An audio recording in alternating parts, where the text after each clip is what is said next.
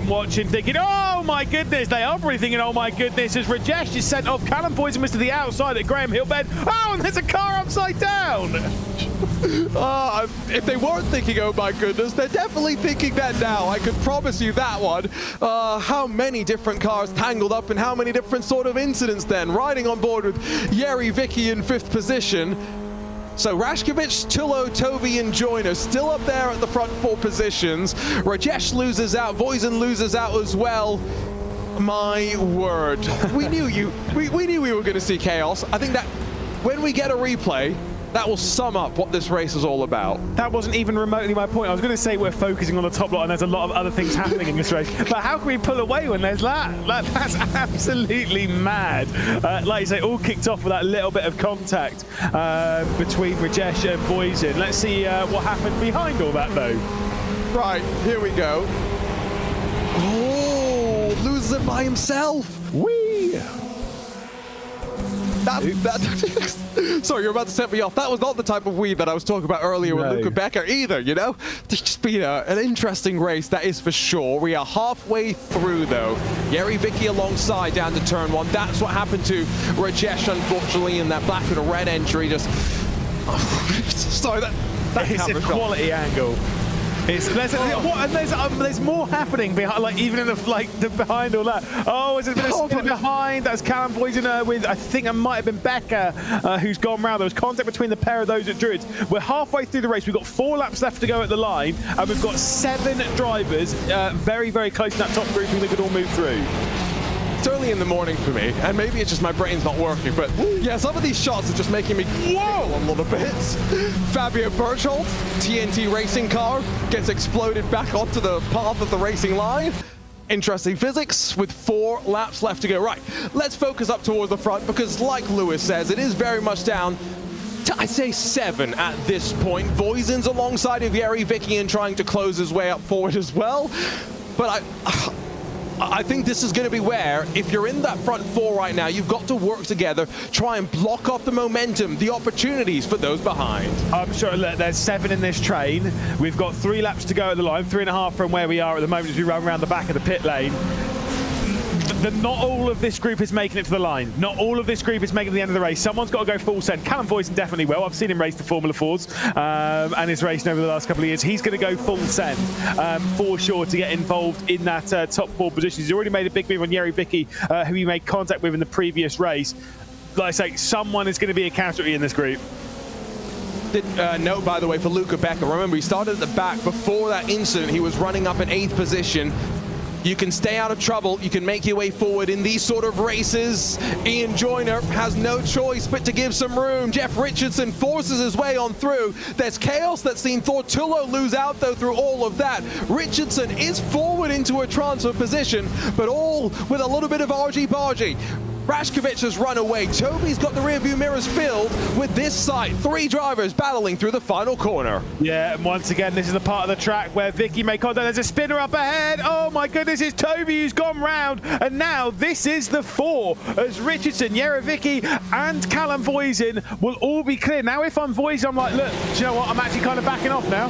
He's not going to. Right.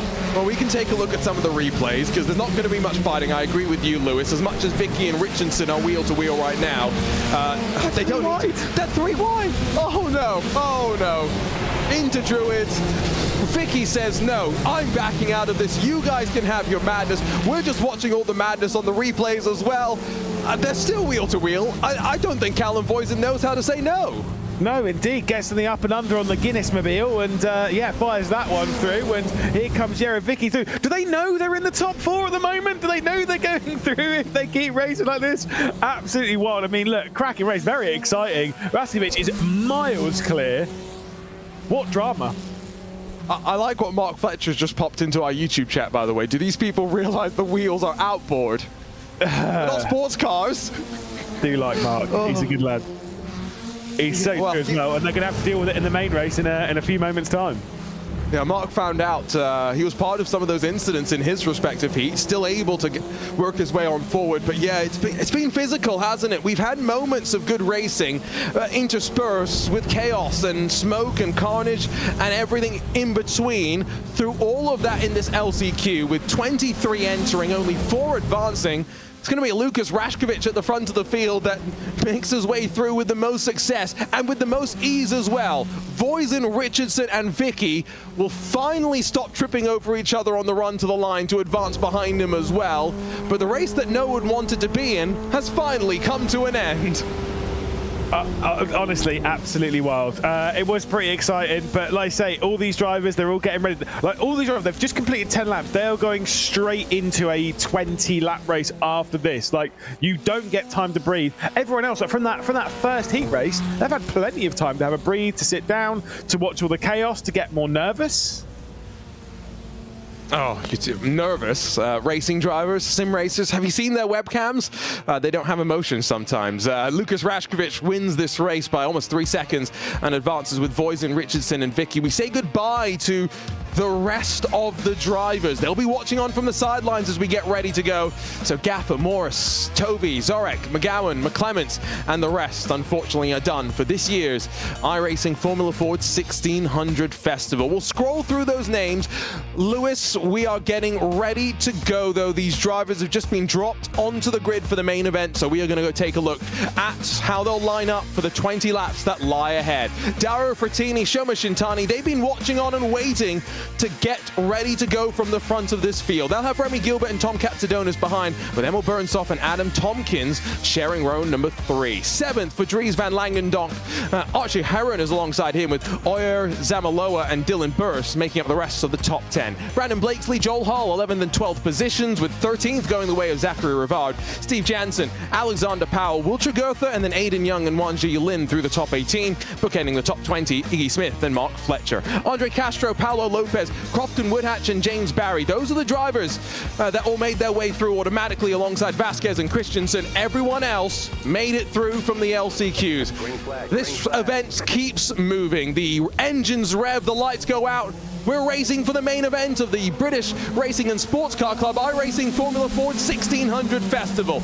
Dario Frattini's going to lead us down the hill through Paddock Hill Bend for the first time. He's out wide into the gravel alongside Shintani as they battle to Druids for the first time. Yeah, I mean, look, for the most part, it's actually not been that bad, but Frattini's hanging on to that top spot at the moment, so good defense from Shoma Shintani. He will get aggressive in this race. There's 20 laps, but they need to tell themselves that it is a long race, 15 minutes, but it is still relatively long. Out wide goes a couple of drivers. Wiltshire Goethe gets past Alex Powell in the background now, and Yonchi Lin now working his way up. Joel Hole and Blakesley also switching positions. Relatively tidy start, all things considered, especially knowing how some of the racing has gone so far. Tick away 1 lap. No, we've still got 19 to go, and that train extends quite considerably backwards. Shintani pops himself up high on the run down to turn number 1. Can he sweep that momentum around the outside to the race lead? On board with Remy Gilbert. He's got a great view. Can't take it 3 wide because Frattini's covered off the inside, blocked off any potential move. They're almost touching wheels. Shintani gets a little bit escorted wide, and Remy Gilbert's going to try and take advantage down towards Graham Hill Bend. Yeah, indeed. He's got the outside lines. He's going to run right off the circuit. Shintani's going to give the movie right on board with Burnstoff behind. Remy Gilbert has won round the circuit in the British F4 Esports Championship course back in 2023 and had some really good runs around the Brands Indy circuit as well at the start of the 2024 season as well. So is quite strong around this venue. Now moves his way up the second position. Dario Frattini, the next one to tick off.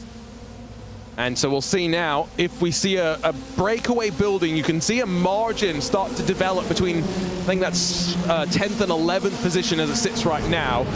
Might see a relatively calm opening 5 or 10 laps of the race before it gets helter-skelter and everyone lets loose towards the end. Some of those drivers do have to make their way forward, though. Dries van Langendonk is alongside of Archie Heron as they head down towards turn number 3. Whoa. Dylan Burrs gets sent around in the Eclipse Sim Sport entry, and out he goes at the top 10.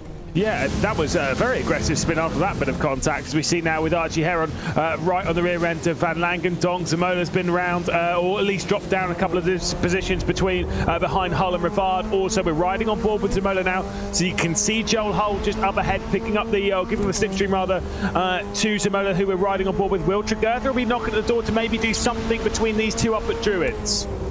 Well, Tregurtha, of course, part of the Williams esports team, brings his real-world experience over there to help coach some of their drivers. Wonder what he thinks about all of this. He thinks I'll try and take it 3 wide and backs out of it up towards the braking zone. Do like the heads-up nature that we've seen from some of these drivers. They've been willing to show themselves for a move, not always committed. It puts some uncertainty into the mind of the driver in front of you.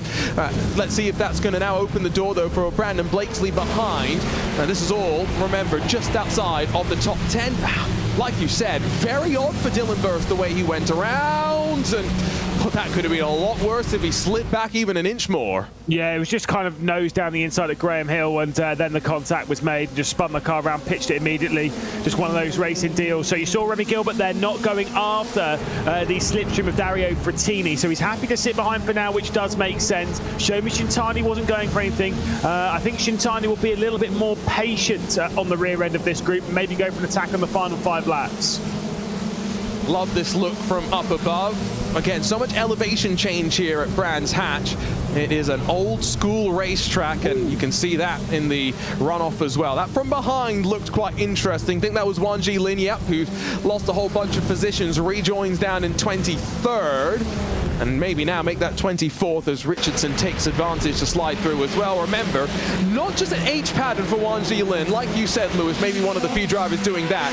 But he's using an H pattern while using a Formula-style steering wheel. Very odd to see that. Here comes Gilbert, though, up the inside for the race lead. Yep, sense that now was the opportunity as he battles with the car. He's probably got the wheels that more belongs on his car, to be perfectly honest, based on that shade. As they head their way through Druids, it's Frattini on the outside, Remy Gilbert on the inside, but now as they go down the Graham Hill, it's obviously Remy Gilbert who's on the outside. Going to be a squeeze off here. There always is in this corner, and could allow Shomi Shintani to come through as well. He's not going to make it 3 wide, not down into this section. This has been a much more interesting event, I think, this year than it was last year. Yes, we've had a bit more chaos and carnage, but look how close they're running each other. And I think there's a lot now going into that strategy playbook. How do you want to execute the rest of this race? Do you want to lead, or do you want to be sat in second and waiting and plotting to try and find your way on forward? Gilbert blocks off the path of Shintani. Here comes Frattini around the outside, loses the rear end on his car, big puff of smoke, and up the inside, an opportunity for Shintani, for Bernstorff, and a handful of others to try and take advantage. Yeah, oh, Shintani's been sent off though. There was a car still there, obviously, with Frattini still on the outside. Shintani and Frattini, the drivers who start on the front row here, have made contact going through the exit of Druids and have dropped right the way down the order. Shintani then into 11th position. That is such a shame. Oh, and now make that down in pit lane for Shintani. His car has lost the wheels, quite literally. The wheels have come off his race.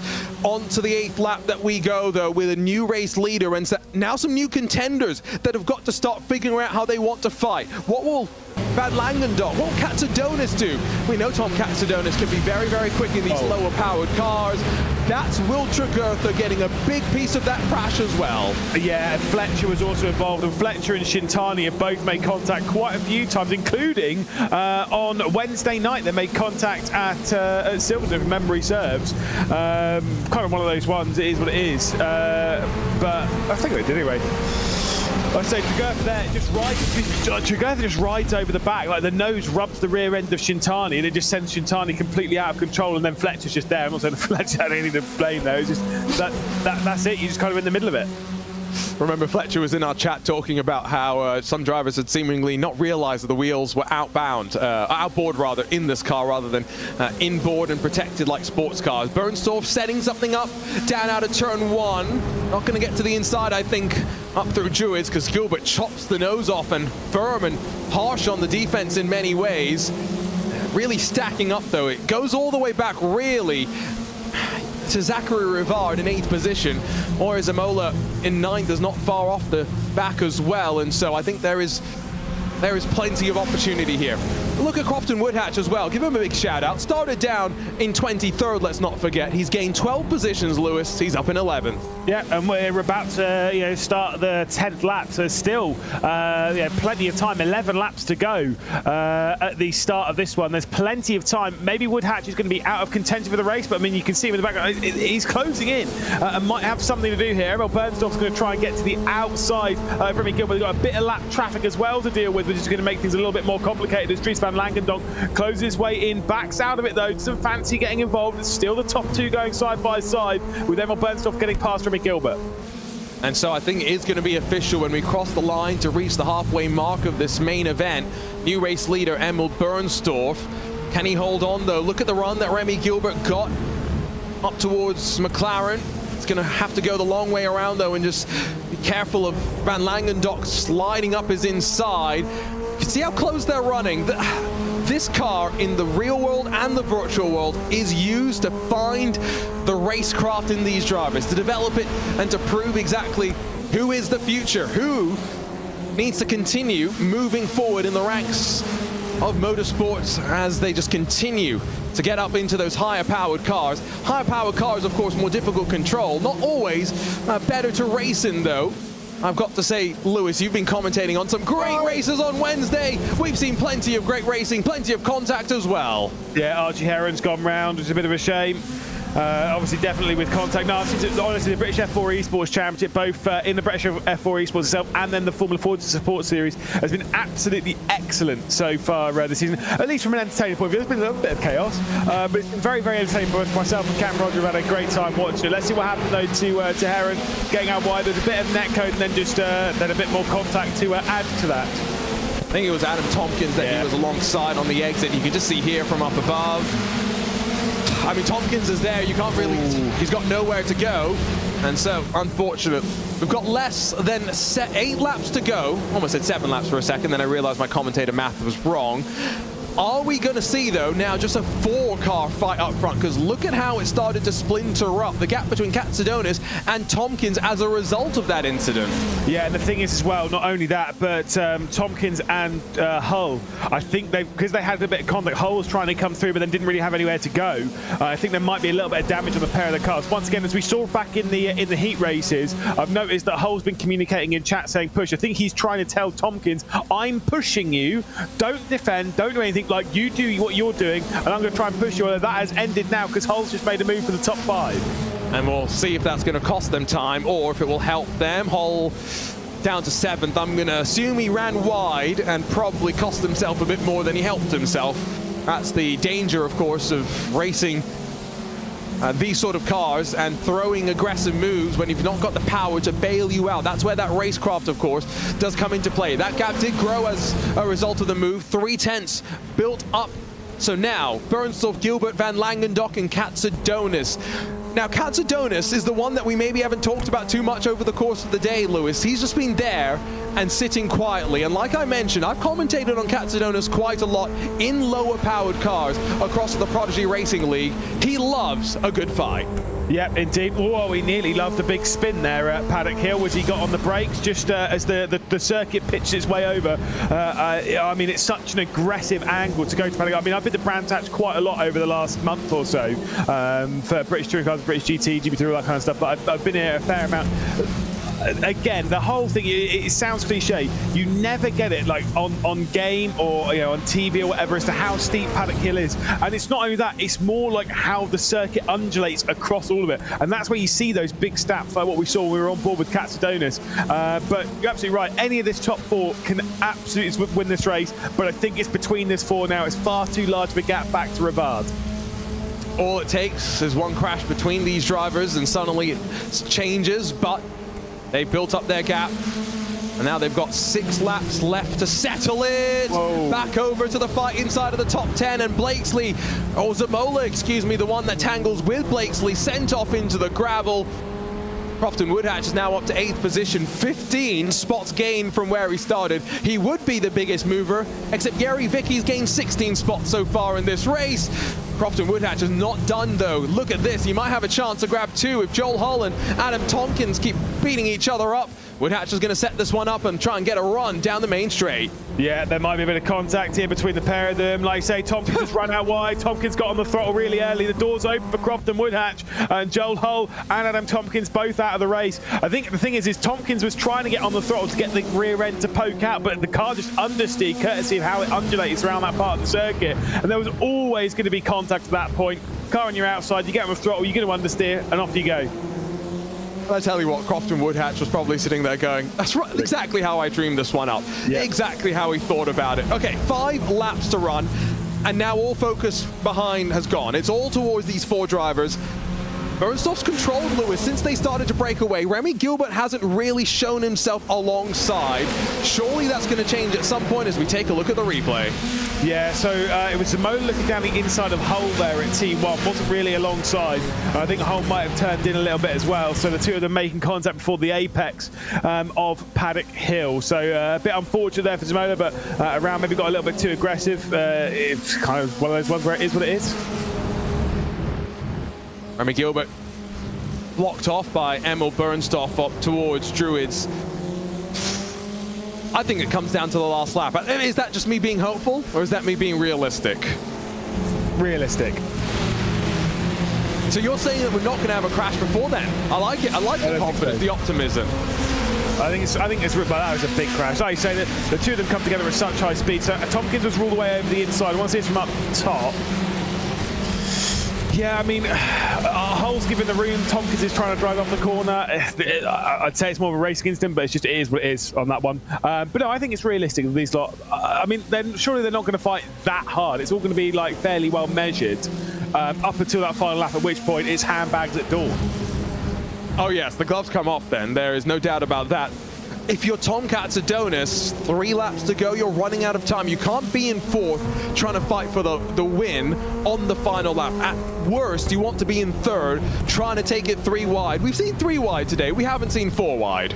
I mean, to be fair, if I'm sat in 4th position, I'm still expecting a crash between this lot. Fair enough. Also, let's look at iRating for a second. I don't know what the iRating is exactly of them, but you've got the number 1 car, the number 2 car, and the number 6 car ahead, and Cats Adonis is the number 19 car. It's a bit further down. It's got a bit of iRating to gain from this one. That's not a bad point, actually. Free iRating to potentially be given here in this top split of the iRacing Formula Ford 1600 Festival. That won't be the thing probably at the forefront of his mind, just a side benefit. Remy Gilbert trying to get this up and under out of turn 1, but Bernstorff saw it and covered it off. Van Langendock tried to get to the inside of 2nd as well, but it's as you were down out of Druids, 1 more lap at the line. Yeah, this is going to get very, very exciting indeed. Emil Bernstorff, Remy Gilbert, Dries van Langendock, and of course Tomcats Adonis. Zachary Rivard's just too far behind. Same with Croft and Woodhatch, a little bit too far behind the number 3 car as well. So I think it's definitely between this 4, but you never know. There might be more positions for that group behind to pick up if there is contact and there is incident between this group. It's going to happen either down at Druids or down at the final corner. It's been about 6 laps though without a change. Emil Bernstorff heads on to this final lap in control. Will he end this lap the victor? We're about to find out. Down to Druids one final time. Gilbert a bit too far behind as he tries to close up. Yeah, out into the gravel trap, picking up 2 wheels in it from Dries van Langendock, so couldn't go for anything down and towards Druids. Graham Hill bends up next. Bernstorff's driving really well. At the moment, it's turned the mirrors off and focus up ahead. If you don't make a mistake, I think he's got this. That's the thing about this level of race car driver. When the pressure's on, you need to tune out those elements and focus on what's important. Remy Gilbert's got 1 more opportunity. Not going to get his chance to throw it up the inside. Is it a drag race to the line? It's been a really interesting event, that is for sure. Great to have this iRacing Formula Ford 1600 Festival back. Emil Bernstorff, through all the chaos, controlled the end of this race and wins here at Brands Hatch, the 2024 British Racing and Sports Car Club iRacing Formula Ford Festival. Not a mouthful. Absolutely fantastic drive though from Emil Bernstorff. Remy Gilbert gave it a good run, but I mean, look, let's be honest, top 4 separated by a second in what's been a very exciting evening of racing. Callum Voisin comes across the line in 16th position then, so a decent recovery. Shomi Shintani's still going to finish the race a lap down after the drama, but yeah, absolutely crazy. And Bernstorff, very well done, and an excellent winner. and the number 2 I-rated driver in the field. We usually say that iRacing doesn't mean too much, but I think it does usually mean, for the most part, you've got some experience. And so it's been a few years since Bernsdorf went out racing in the real world, raced in 2016 in the GP2 Championship, but we've seen him in the sim racing world plenty in the last handful of years, and that experience still carrying him on strong as he'll burn it down in victory lane here at Brands Hatch. Do you really think he's going to burn it down? No, I was hopeful. In this car? I was hopeful. He's going to try. This car does not have the power. It's got like I think it's 113 brake horsepower. He's giving it his best. He has to use the grass, but there you go, Lewis. I mean, it's not going to work. We'll count it. Some burnouts, quote unquote, in victory lane for Bernsdorf, who wins by just over a 1/10 of a second. 3/10 back to Dries van Langendonk with Tonkat Sidonis, Zachary Rivard. The margin between them growing toward the end, and Crofton Woodhatch. Not the biggest mover in this main event, but 17 positions gained. He can be very proud, even if it's not a winning effort after putting it on pole position. Aiden Young, Steve Jansen, Jamie Christensen, and then Brandon Blakesley through the rest of the top 10. Make our way down to 11 to find Ora Zamaloa with Yeri Vicky. 18 positions gained for him. He is the biggest mover of this main event in front of Dario Frattini. Started on the front row, of course, drops down to 13th in front of Dylan Burst, Paulo Lopez, Callum Voisin, Antonio Vasquez, James Barry, Wan Ji-lin, and Lucas Rashkovich.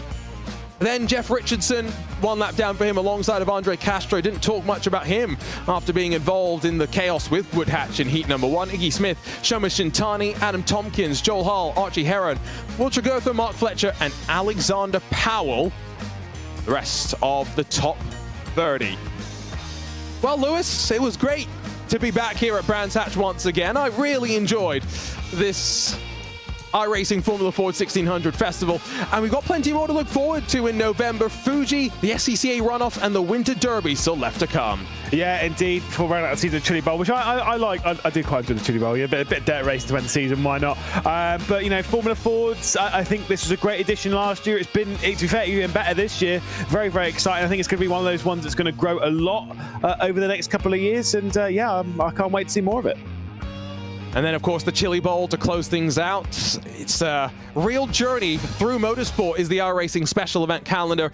Can't wait for it to wrap up and for us to look back to Daytona in January to kick things off for 2025 once again. But for our team behind the scenes here, it's time to bid you farewell. For Hugo Luis controlling all the action, for Lewis McLeod alongside myself, Arjuna Kankipati, thanks for joining us here from Brands Hatch. A true test of racecraft in these Formula Ford machines, but it's Emil Bernsdorf walking away the winner of the 2024 British Racing and Sports Car Club iRacing Formula Ford 1600 Festival.